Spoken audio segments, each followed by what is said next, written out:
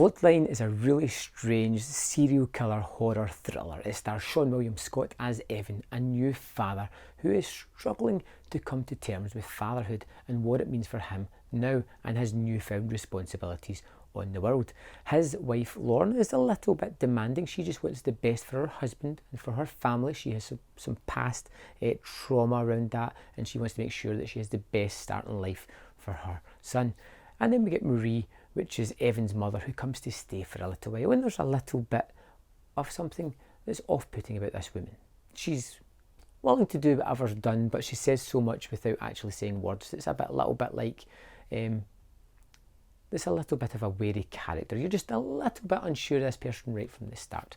Evan is a high school guidance counsellor, social worker. He spends all his time listening to children explain their problems and how adults have wronged them in certain way. And we focus on 3 of these kids as they really kind of affect Evan, so much so that he decides to take out his frustrations and anger with his new fatherhood, the things that he can't understand or really get out, and focus it all into brutally murdering the people that are causing such destruction on these young lives. He feels like he's doing the right thing. You know, it's one of these rare movies I've seen that's tackled a new fatherhood in such a way. It's a whole change in your perspective, a whole change in your life. You are secondary. Once the child is born, everything is about the mother and the baby and making sure that they're okay and that they are healthy and adapting to the new way. And the father's almost sidelined, pushed to the back step, you know, not really thought about, not really given the kind of attention that he needs, because rightfully so, there's a new life, and there is the woman that just gave birth that needs that little bit of TLC just to make sure that everything becomes whole again. And I really like this aspect that Seann William Scott has, this kind of inability to verbalise his problems, just deal with them in an unconventional manner, and that is by brutally torturing and killing certain people. Of course, that's not just the only thing within the story. As it goes on, we get flashbacks to his childhood and how his mum dealt with some of the situations that she allowed into her household, and how their bond became such a strong one that they have going into this movie.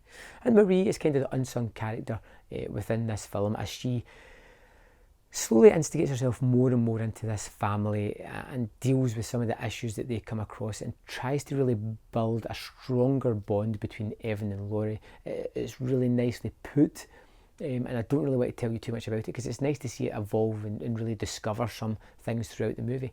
And that's one of the things that the movie does really well.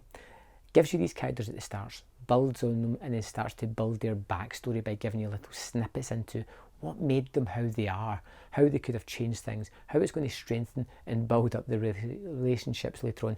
I think Seann William Scott is terrific here. His kind of straight-laced, deadpan demeanour is fitting to the movie. Someone that's calm on the outside, but inside is a rage of emotions. It's unknown how to really express them, the way any kind of new father probably does feel.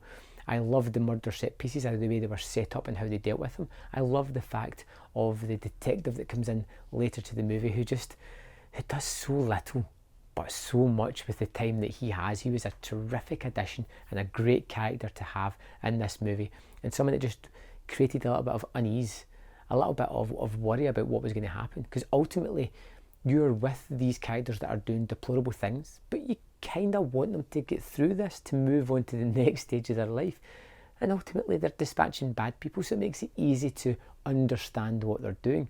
And when the detective comes in, you get a little bit of unease, because this family unit could be destroyed before it's given a chance to really grow and form those stronger bonds. I thought Bloodline was remarkably different for a horror movie. Tackled some nice themes that I could relate to and was interested in, and something ultimately that ticked my boxes as a horror fan, ticked my boxes as a father I could understand, and something that I found rather enjoyable. I'd love to know your thoughts on Bloodline. Let me know in the comment box below, and I'll see you next time on Man vs Film.